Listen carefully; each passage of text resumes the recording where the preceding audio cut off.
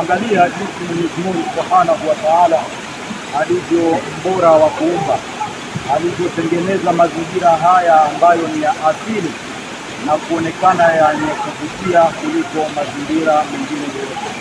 Hivi ni vivutio ambavyo vinapatikana nchi ya Tanzania katika mkoa wetu huu wa Kagera.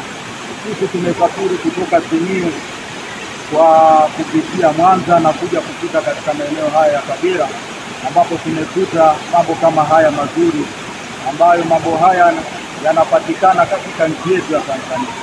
Lakini yote tunayafanya hivi kwa sababu nchi yetu imekuwa na mazingira mazuri ya kuweza kutembelea neema kama hizi ambazo tunazoziona Mungu alizotujalia katika nchi yetu. Kuna mazingira mazuri kwamba mazingira ya amani ndio yanayotuwezesha kuweza kutembelea na asili kama hizi ambazo zinapatikana katika mazingira haya. Manake kutoka Simiyu mpaka Kagera ni zaidi ya kilomita 600. Pamoja ni kilomita 600, lakini ninasafiri kwa salama mpaka tunafika, na sasa hivi tunaenjoy. Mashehe tunaenjoy. Tunatembea, tunaona. Mungu anasema siru fil ardi fanzuru. Tembeeni katika ardhi hii, tembeeni katika miji mbalimbali, mtaona, mtajionea. Na haya ndiyo mambo ambayo tunaweza kujionea kama hivi uumbaji wa Mwenyezi Mungu Subhanahu wa Ta'ala, namna alivyoumba neema zake. Mimi nipende kutoa wito kwa Watanzania wenzangu, wale ambao hawajafika katika mkoa wa Kagera waweze kufika na kutembelea katika eneo hili la Kwa Mnene. Kwa Mnene ni sehemu nzuri, mandhari mazuri. Kwa kweli tumefarijika, tumerefresh ubongo kwa kufanya utalii wa ndani, na kwa kweli tutatoka si kama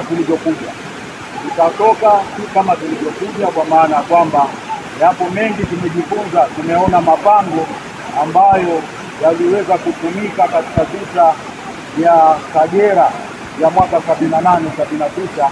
Tumeona sehemu ambapo Mzee Nyerere alikuwa akienda kutulia pale baada ya vita. Lakini uoto wa asili kwa maana ya mimea ambayo imeota yenyewe, lakini hasa na mazingira kama haya ambayo pia kutengeneza ni mazingira ambayo yametokea kutokana na mipango yake Mwenyezi Mungu Subhanahu wa Ta'ala.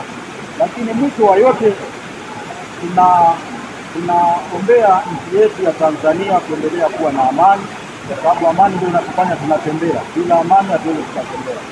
Tunaombea nchi yetu ya Tanzania amani, iendelee kudumu katika amani. Lakini tuwaombee viongozi wetu wa nchi, Rais Samia Suluhu Hassan pamoja na makamu wa rais Dr. Emmanuel Nchimbi, pamoja na wasaidizi wao wote, waziri mkuu, pamoja na mawaziri wengine wote, manaibu waziri, pamoja na kumwombea kiongozi wetu wa kiroho Daktari Abubakar Zubeir bin Ali Bwana. Mwenyezi Mungu aendelee kumpa afya, aendelee kumuimarisha, kwa sababu yeye ndiye anayetufanya hata tunakuwa na furaha ya kuweza kutembelea mazingira kama haya, kwa miongozo yake, namna anavyotupa maelekezo ambayo yameendelea kutujenga siku hadi siku katika utekelezaji wetu.